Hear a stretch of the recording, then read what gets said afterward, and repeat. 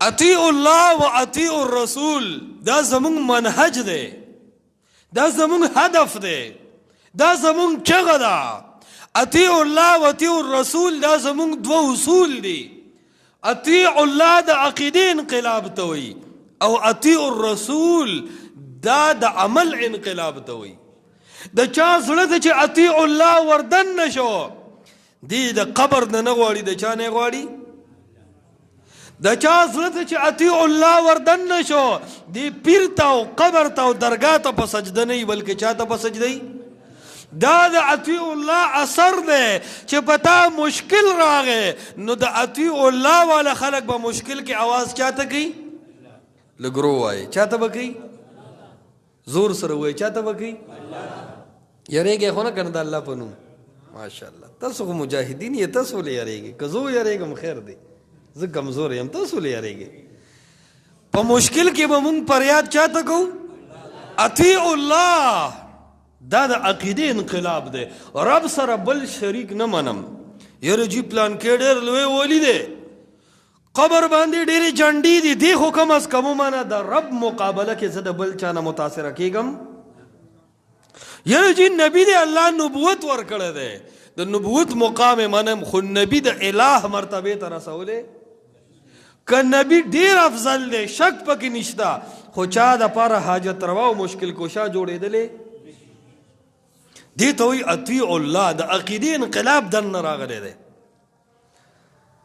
دویم دی اطیع الرسول، د عمل انقلاب. خپل غم د پیغمبر علیه السلام د غم پشان کا، خپل خادی د پیغمبر علیه السلام د خادی پشان کا، خپل معاملات د پیغمبر علیه السلام د معاملاتو پشان کا.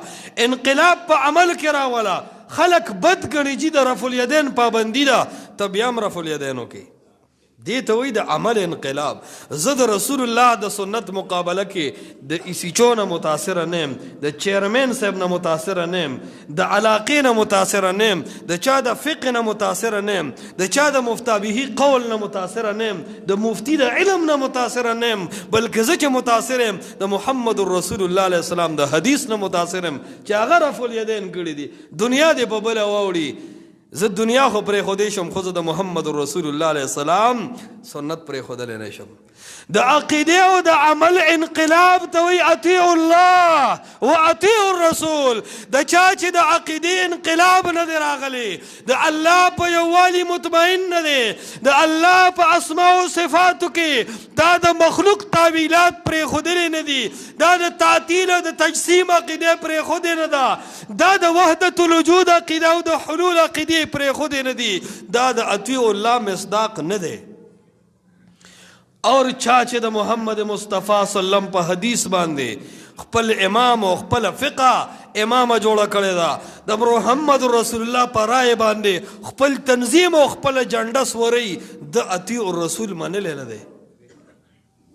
دا څه ګپ دی؟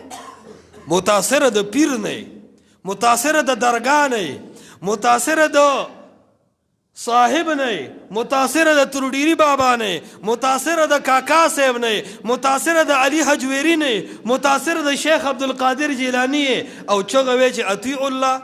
مازغه د کار کوي منی د علاقې رسم او رواج، منی د کلی ډنډماري او بدماشي، او وې زه د اطیع الرسول والا یم.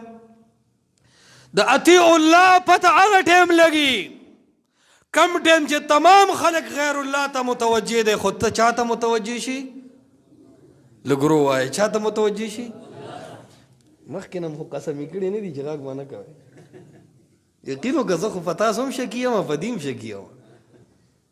ماشاءالله که نه دې محله کې محنت داسې ډېر نه دی شوی. الله بندګانو په یو علاقه د شیخ عبدالسلام رحمت الله علیه نوم وي، هغه خلک دې داسې اوده اوده ناست وي